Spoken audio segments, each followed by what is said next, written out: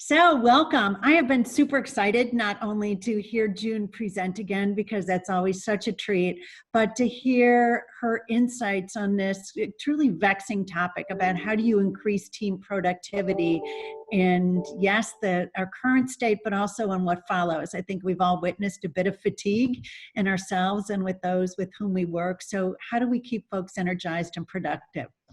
So a bit about June. First of all, I should say she's dearly beloved by the Leadership Center. She's given so generously of her time and talents to us since she graduated from the Leadership Cleveland class of 2017. Woohoo!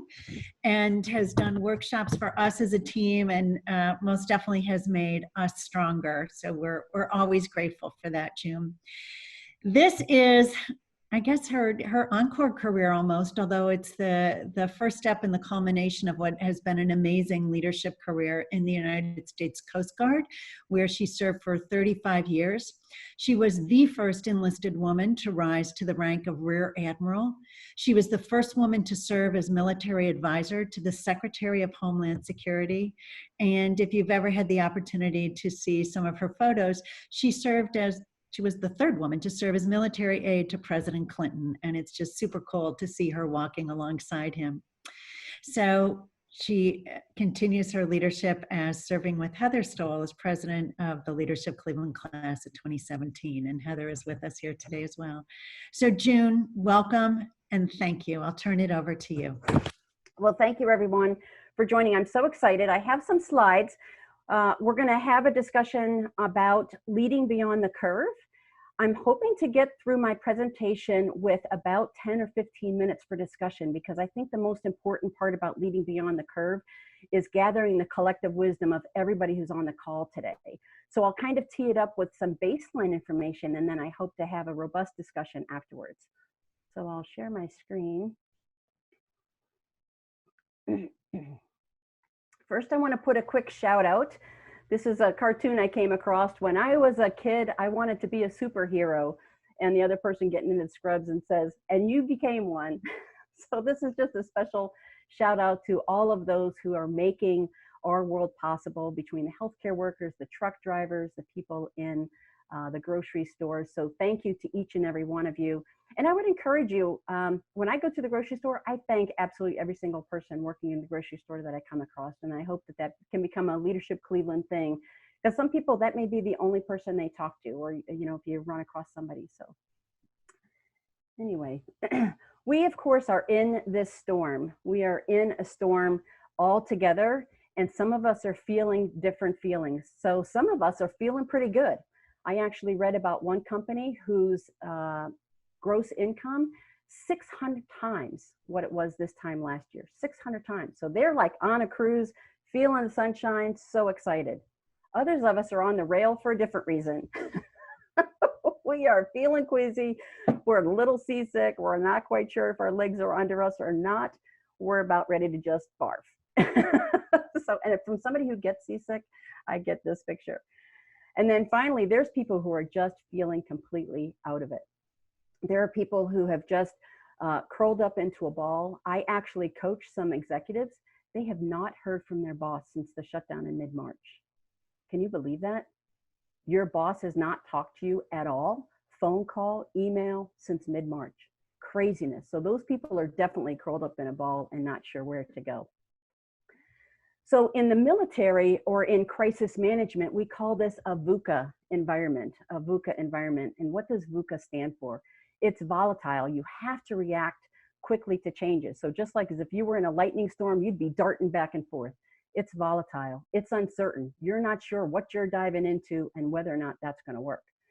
It's complex. It has many interdependencies, what the federal government does, what the state does, what your company does if you're corporate, and it's ambiguous.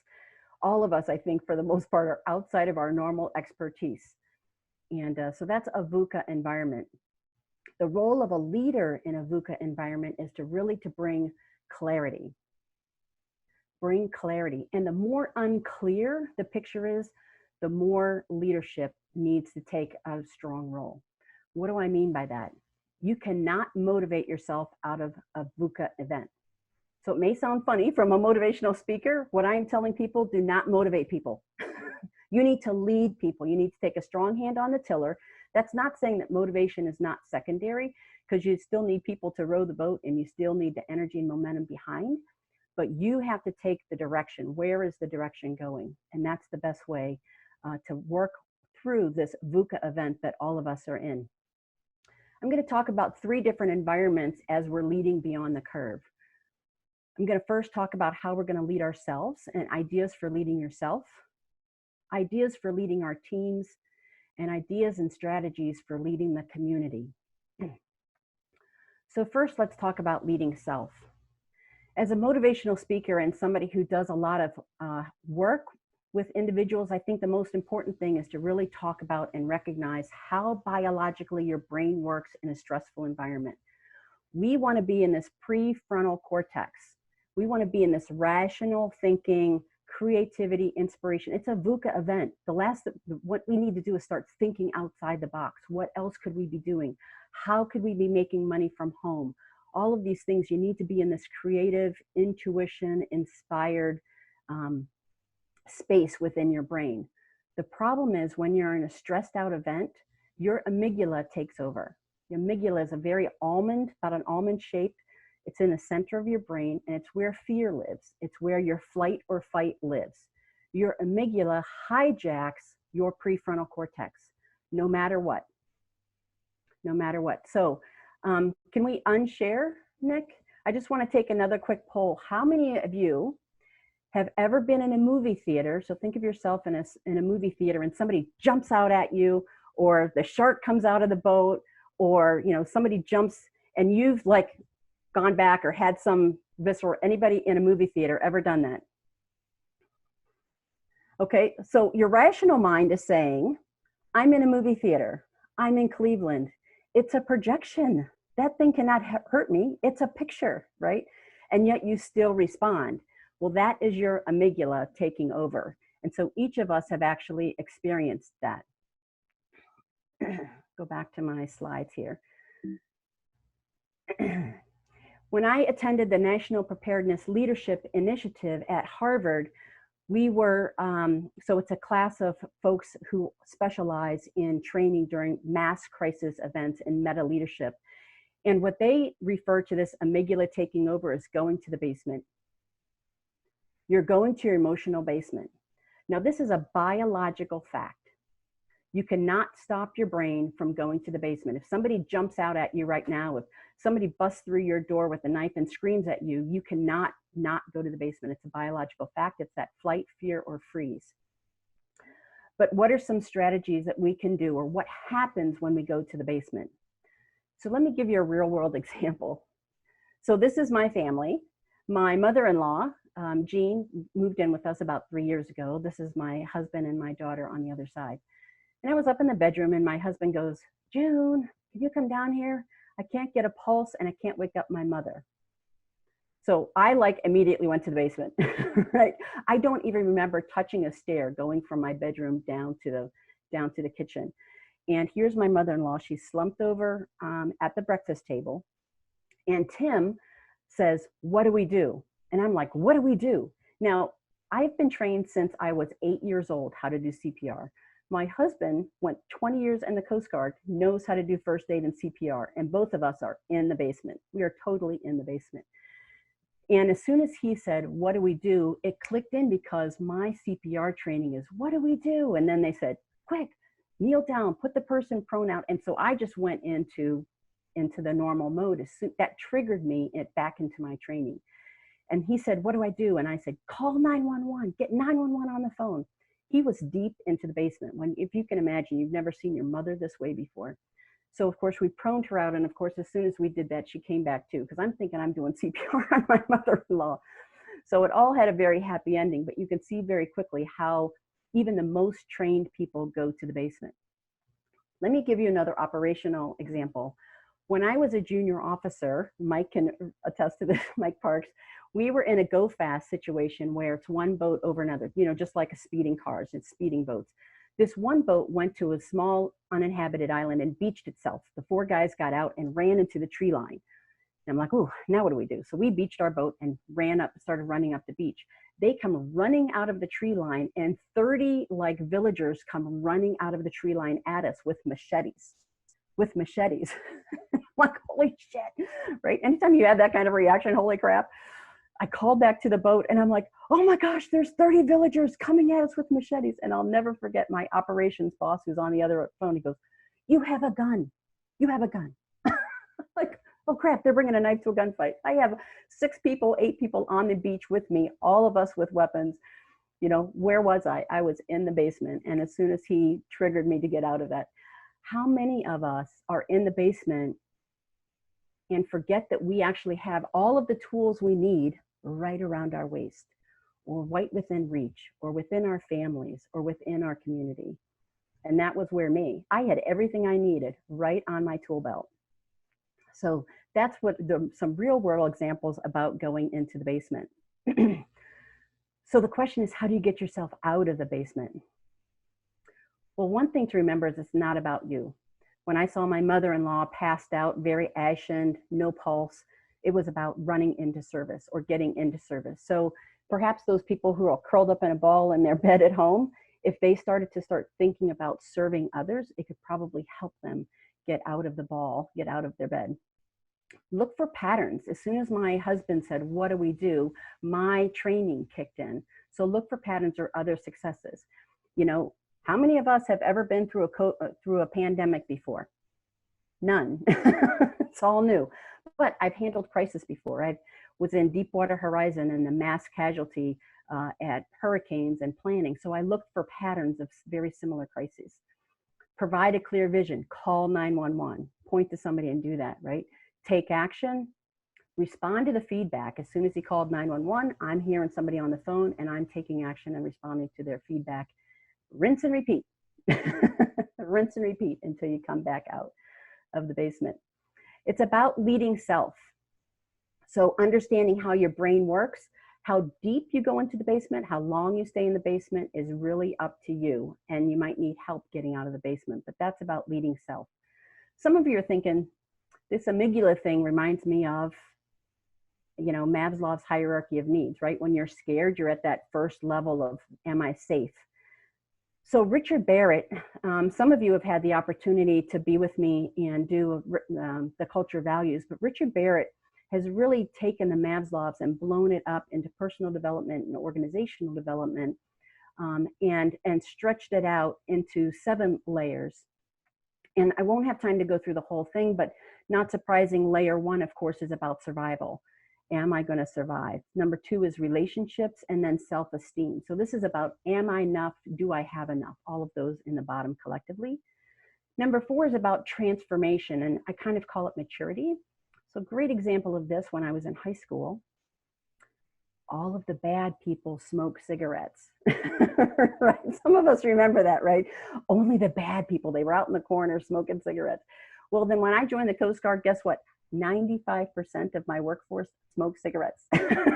So I realized that bad people don't smoke cigarettes. It was a maturity. I changed my ideas. I changed my assumptions about people who smoke cigarettes. That's really that transformation, going from what you believe to what you recognize.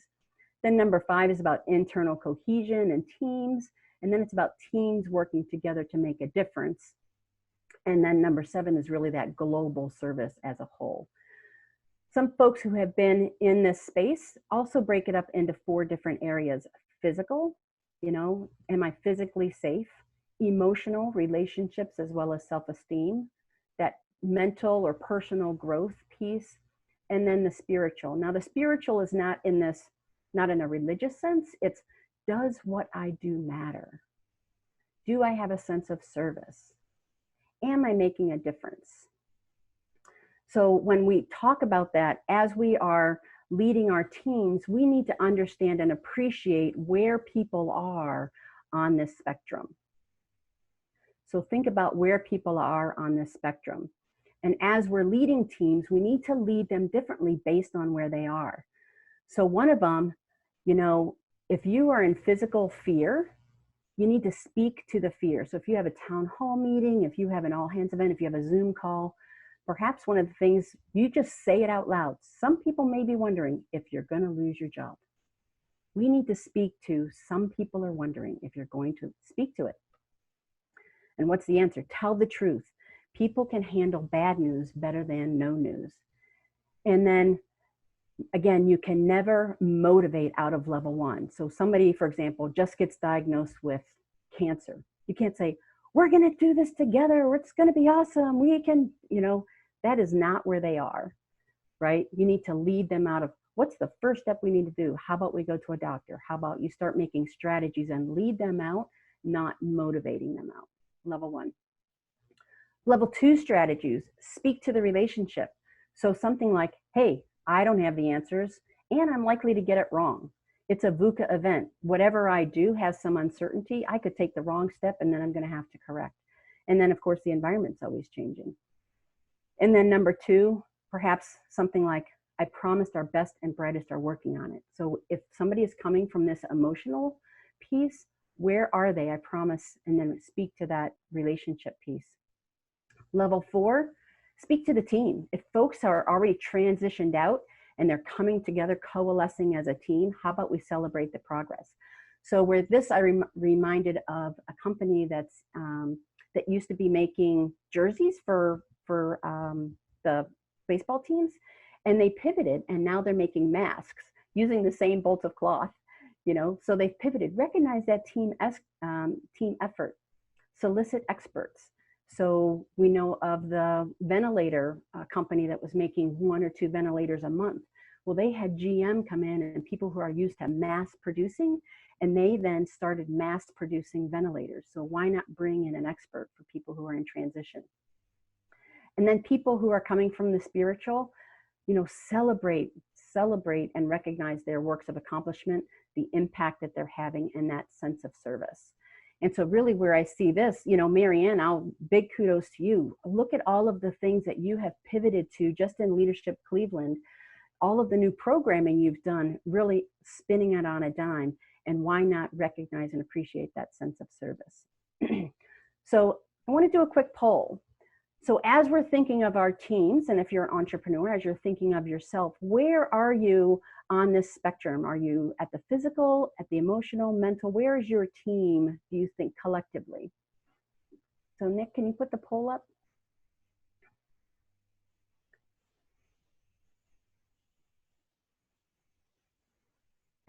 He has a 1.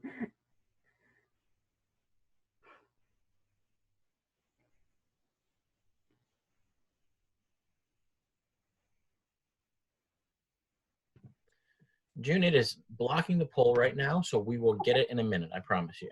How about we just use our fingers? So how many people, wave of how many people think they may be in 1? How about 2? Some people in 2? Some of your organizations? How about in a 3? In that transformational teams are coming together? Or 4, starting to have purpose?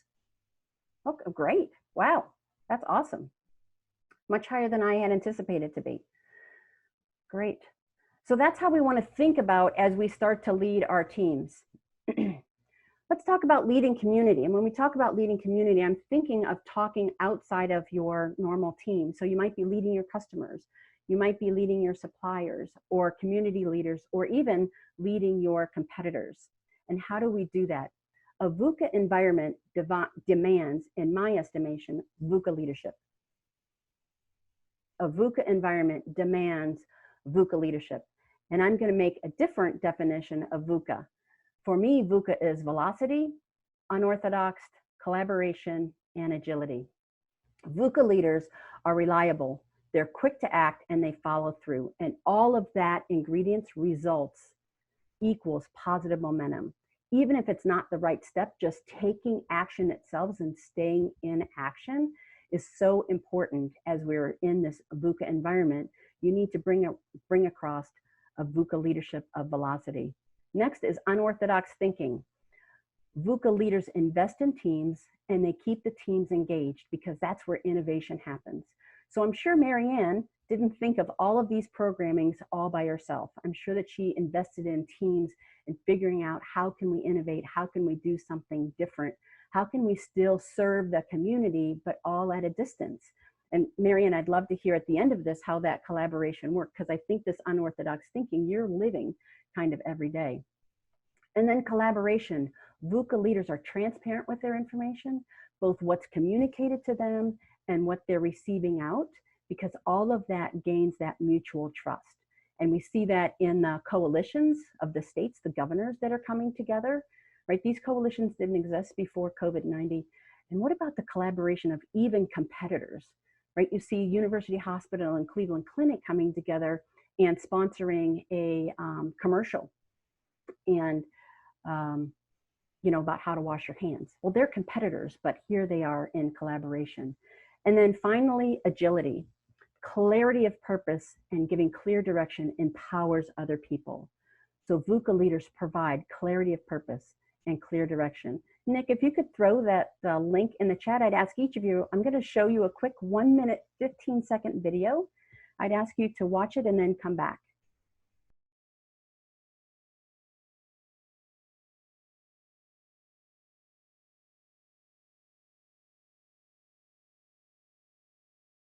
So that gives you some idea of what I mean by VUCA leadership. A VUCA event, a volatile, uncertain, complex, and completely ambiguous environment really demands that we have the velocity, the unorthodox thinking, the collaboration, and the agility to move beyond as we start to both lead our teams and lead ourselves. We know that the best navigators are born out of the worst storms. You become better by having this adversary to overcome. We know that when we go to the gym, when we work our muscles, it's the burn that actually builds the muscle.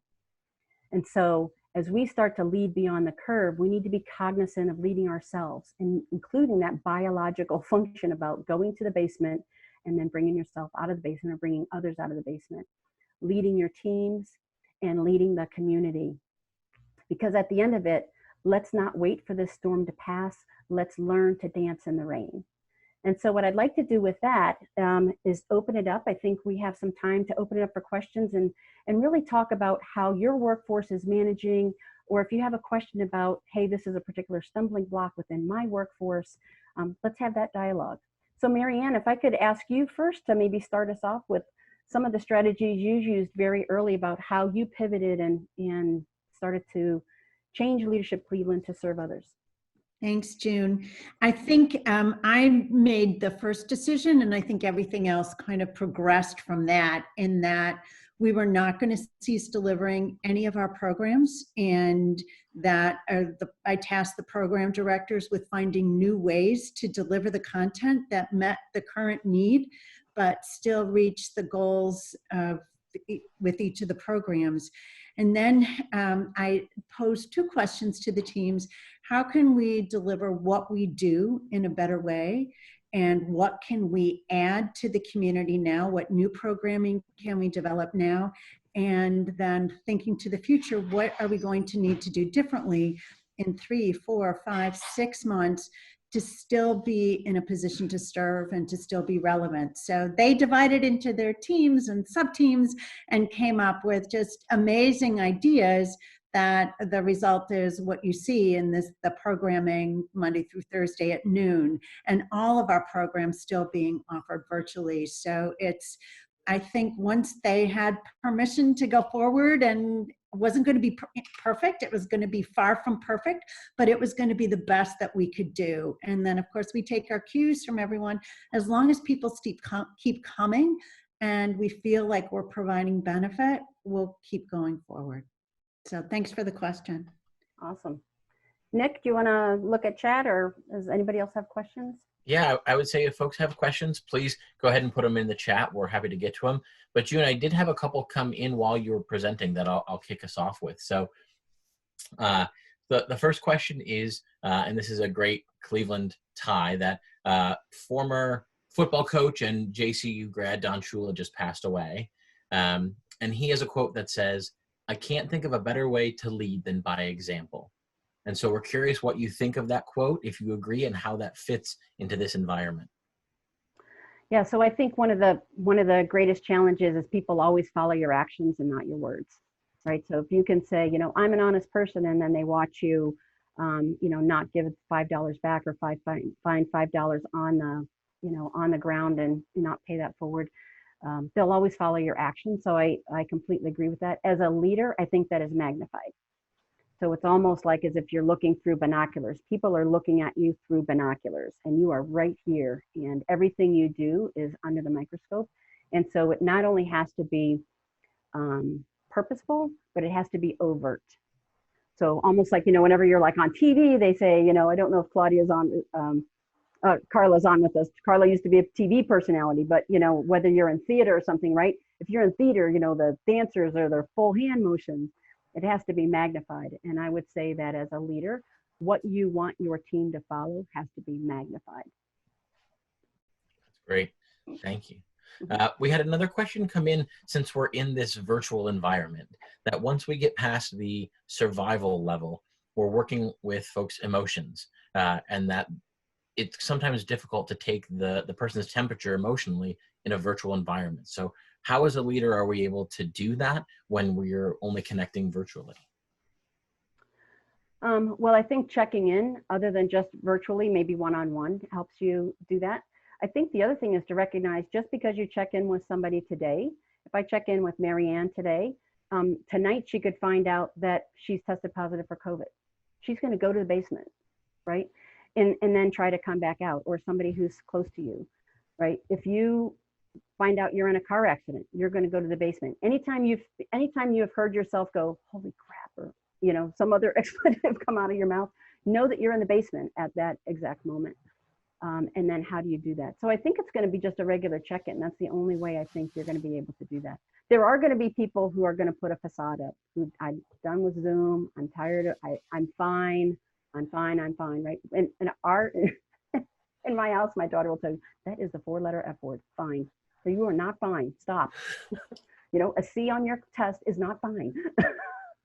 So I think that's the best strategy, really. That's really great, I love that. I want to scan the crowd. If there are any questions for June, feel free to raise your hand. I'm happy to go to you. I want to make sure I don't speak over. Mike.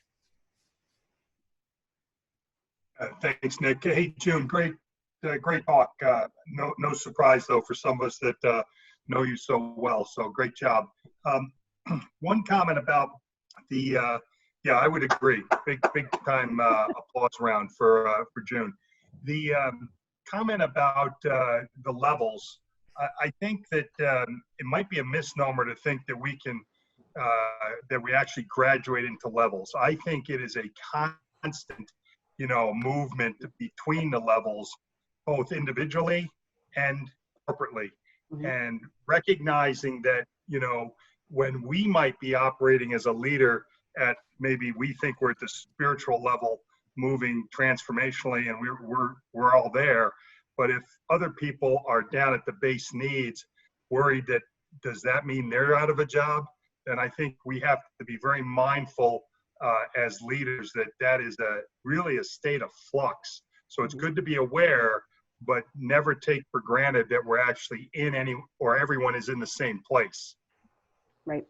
And I think the other thing that you kind of didn't say, but is kind of implied, is you could assume that somebody is one place and they're in a completely different place, particularly people who are very good at shading their emotions. You know, they could be, you know, have somebody who's very close to them that have died, and they're not bringing that to the workforce. So I think that also is true. Yeah, being careful not to label where people are. Absolutely. And June, just a point about that, if I could, just the way that we've been trying to deal with that is go that extra step when you ask the person, how you doing? I'm fine. When they say that 4-letter word that starts with F, you know, or they just go, yeah, it's all good, you know, all good. But then you just wait and say, no, really, how are you doing? And then just wait and really dig a little deeper and try to, you know, that's that caring piece. And now more than ever, we should have the time to spend to care. So I just offer that as challenging. And certainly when people do it to you, to be aware that maybe you need to be a little vulnerable and be honest about how you really are. You know, this sucks is not exactly a great motivational response, but it might be very honest. Right. I think like you said, speaking to the fear and speaking to the reality of it, I think is very important. Yeah. Okay. June, we had a question about those VUCA skills that we're starting to develop during this crisis, and wondering, are there ways that we can apply those as we start to come out of this? Or is it only applicable sort of in the crisis mode? Well, I think you can certainly apply to them outside of the crisis mode. But when you're not in crisis, do you need to be moving rapidly, and do you need to be moving quickly? You can still use that prefrontal cortex, right, and have rational thinking and have the opportunity, to take a breath. Do we actually need to invest and take over this company? How about we look and wait till next quarter's projections, right? But in a VUCA event, you may have to do that very quickly because that opportunity may be snatched up because of that. So yes, I agree that you can apply these skills outside of that, but I think I would do that, with some measure. For example, the Coast Guard, we don't want to be calling all boats, let's go do this every day, because you don't have that same impact as 9/11 when everybody, came together. Great. Are there other questions that folks would like to pose to June? Pat, did you have a question, or were you just moving your hand?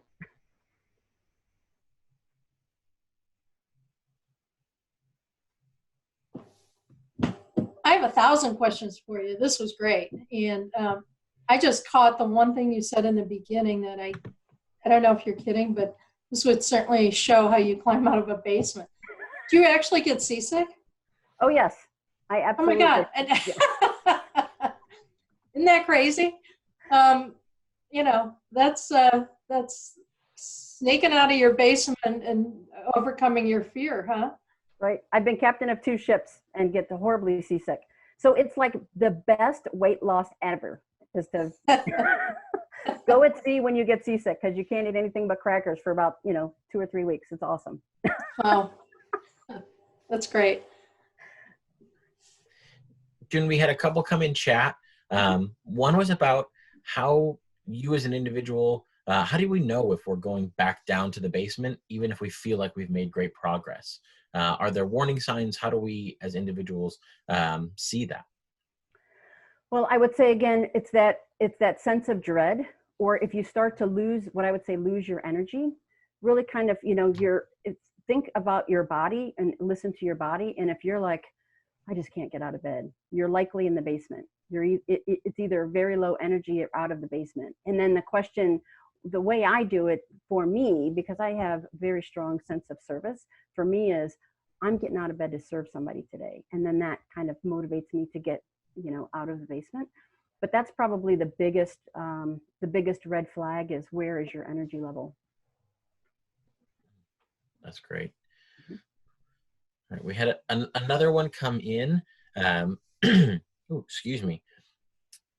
So knowing that teams are so important and the collaboration, I think a lot of us are feeling, how do we check in with the team to see if the team dynamic is okay during this crisis, when maybe we've been able to check in with individuals, but how do we check in on the team? Again, virtually that's challenging because you have to kind of call on each person. You can ask them to share how folks are feeling. I think like Mike said, just give them space, and maybe have a Zoom call that isn't about, productivity, or what I call hold space. So you can get on the Zoom call and say, hey, everybody's doing, oh, we're doing great. Oh, okay, well, let's talk about how we're really doing. Has anybody had a new circumstance in their life? Or, again, you're trying to ask people over the Zoom call, but that's probably the best way. I always find too, as a leader, that a lot of times your team is not going to talk to the leader. So sometimes it's about going to those informal leaders and asking, hey, Rachel, how's Nick? Have you talked to him recently? How's he doing? And that's kind of a better way to get a temperature of the workforce, is by asking those people who that they connect with. That's wonderful. And I would open that up to the audience as well. Are there folks who have been able to check in on their teams? Are there strategies that they've used that they'd like to highlight?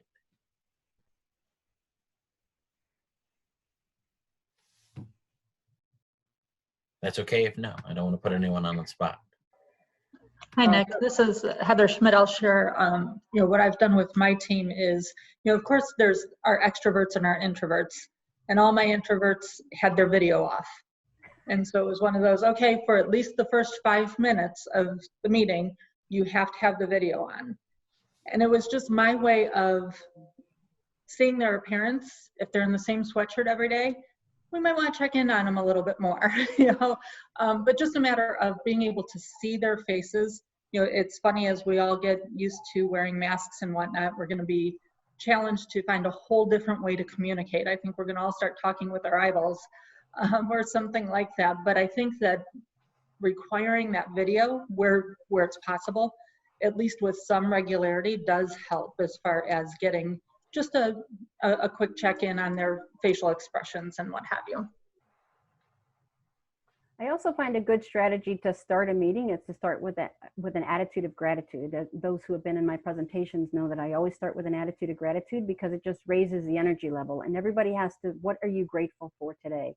And you can get a sense of a temperature of people. Hey, I'm grateful that I at least got out of bed today. That's a different than, hey, I'm really grateful that I have a job. I'm grateful for my family. Just the voice inflections, you can kind of get a sense by going around with an attitude of gratitude, as well as then it forces, like Heather says, kind of forces folks to check in, and then you can see their expressions based on that. If they're saying something I'm grateful for, and you don't see a shift, then they may be in the basement.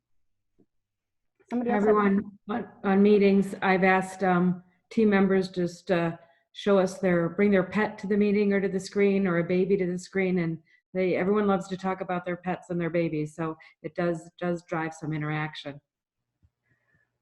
That's a great idea. I love that. June, we had a question come in the chat asking about what might the biggest challenge be for those of us who responded pretty well during the initial parts of this crisis. We thought we had it together, but as this drags on to week 7, 8, 9, what is the challenge that some of us might face, even though we thought we responded well at the beginning? Well, I think the hardest thing is just, the uncertainty of how long this is going to go on. And the uncertainty as it goes on farther and farther, as you see, J. Crew just said that they're filing for bankruptcy. And then that kind of sends everybody else into this kind of level of uncertainty. I think the biggest strategy is just to go back to that level 1 and communicate with people. Hey, I just saw that, if you're in retail, I just saw J. Crew has filed for bankruptcy. I want to tell you we're solvent. We're looking forward. We don't have any indications at this point. Maybe you just do that. If you're the head of Macy's, that may be, just kind of speak to what's going on in the world so that it's not kept under wraps. I think as each thing evolves, because then that gives them something, that foundation to speak to.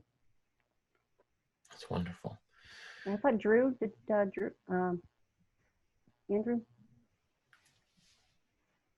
I just was going to reply earlier. We've been supporting the Davis Aerospace and Maritime High School for several years now. And while so much of what we did was bringing the programs to the school and getting the kids out in the world, our challenge has been getting the programs to the kids. And, we've really encountered the things that businesses and Zoom tools and that kind of stuff that we're allowing a lot of us to continue working is not available to every kid in the district. And I think one of the most impactful things, which is difficult to do in this era, is still the face-to-face. You have folks who just don't connect. And, we've gone out of our way to explain how we're controlling vectors, how we're providing that safe face-to-face. But it's, we're delivering computers and hotspots and all that stuff. And the kids who get that face-to-face and see that someone's actually checking in on them and took the time and as they see it, the perception that there's greater risk that we're taking in order to get to them has been very impactful. But The information they're getting is mostly from social media. So when you have a Zoom meeting, you're kind of coming into them through the same media, a video that's not necessarily accurate. So, my concern, as a follow-up to the other question, is, at first everyone was in it, and now you start to having splintering, even within your own organization. You got different political leanings, but now folks are starting to say, all right, enough is enough, and trying to keep them on track. Being able to openly speak to what the beliefs of the organization are while still respecting the individual beliefs and maintaining it has been our biggest challenge. I mean, we have a lot of folks that work with the organization, and some are saying that, the things we're doing are ridiculous, and others think you're not doing enough. And so, this is the troubling time is, all right, we're going to the return to opening. How much is too much? And at what point do you start to bring children back in? Because the schools can't open, but does that mean you can't interact? And so that's the biggest challenge a lot of us are facing. And how do you maintain that? How do you keep everyone on board the boat and keep the boat going the same direction when suddenly folks are starting to, pick their team? Well, I think one of the greatest responsibilities for the leader is to sustain the vision. What's the bumper sticker? What's the takeaway? So I go back to I think it was Marriott or Hilton, that had the bumper sticker, and everybody had to carry this card in their pocket that said, "We are ladies and gentlemen, serving ladies and gentlemen." And it spoke to everybody. It spoke to mission, it spoke to relationships, it spoke to how am I supposed to treat people, and it spoke to where you were in the organization. It didn't matter if you were a maid, or if you were a front desk worker, or you were the manager of the hotel, right? We are ladies and gentlemen, serving ladies and gentlemen. And so for us, does your organization have that bumper sticker that then you say, if somebody says, you're moving too fast, or you're moving too slow, we're opening safely, responsibly, and bringing the kids back to school. They can't argue with that, right? So that might be one way to do that. And you just keep reiterating that over and over as the leader. We'll do that, on a timetable, but what's the vision? And, if you don't have that already, that would be one example that I used in one of the things I posted on Cleveland Leadership during Hurricane Katrina, as you remember, was a very botched response. And Admiral Thad Allen came in and he's like, how do I get all these desperate people, like he said, that talk about splintering, right? They had the Superdome and all kinds of things. And he jumped on a table, 2,000 people, and he said, I want every single one of you to treat anybody you are encountering as family. As family. And he said, because then when you do that, you will likely over provide than under provide. And it didn't matter if I was a worker out in the streets recovering a body, if I'm in a helicopter taking people off of the roof, or I'm the person responsible for logistics that's ordering lunch for tomorrow. I'm treating everybody like family. And so those are kind of the bumper stickers that I think of and kind of reflect on, does your organization have those bumper stickers? And what is that? And then something that you can keep saying. And then when somebody says, you're not doing it fast enough, we are fill in the blank. That'd be something I could offer. Do other people have bumper stickers like that that's driving that? Pat, what are you doing for First Tee? Yours is kind of a very challenging in that your organization is all about in person and being on the golf course. And I've seen you post videos to motivate folks, but how are you staying in touch? Well, we do it mostly, videos and challenges with the kids and challenges. We've added some literacy and some STEM to our regular curriculum. We're fortunate that out of all the sports that kids can do, social distancing can happen on a golf course. So we're working on staggering, smaller groups and staggered times and getting the kids involved. The other piece that, we're doing is how to get the families involved, bringing the families out and have some fun. I think, they say the summer slide, kind of that learning drops off. I think now we have a COVID slide, right? So we are recreating ways on how we can help have the kids in our program, kind of jump as quickly as possible to get back on track. And June, the one question I would have for you offline in case we're out of time, but really quickly, Maslow's theory of, needs, life essential needs. I believe that social and emotional piece is essential, as is food and, those basics. So we are really focusing on, making sure that parents and, the kids and everyone knows that social and emotional connectivity is really essential. So we're changing our talk a little bit, but that's certainly my passion, and we just got to reach more people. Right. And thanks for asking. I just gave a first tee little segment. Call me anytime. And you're exactly right. Those bottom three, physical, relationship, and self-esteem, are insatiable, right? So any one of those, you have to have those. It's insatiable. So it's like eating, right? I can eat today, but I also have to eat tomorrow. I have to have self-esteem today, but I also have it tomorrow. So, and that foundation is where everything else gets built up. Kim, you had one? Yeah, I do. I think we're doing a good job focusing on our employees, but I think there's a lot of business leaders in that C-suite that are feeling very isolated by themselves. They're trying to keep their employees happy. They're trying to juggle their business and keep it where it needs to go. And they really might look up and realize they don't have a support group of people they can talk to because all of our associations are shut down right now. So we started doing mini roundtables with just common people in common industries to allow them to share with each other. It wasn't for us to sell anything. It wasn't for us to do anything, but we just wanted to bring people together and allow them to share and build a mini support system for themselves. And that's been very well received. That's a great idea. That's a great idea.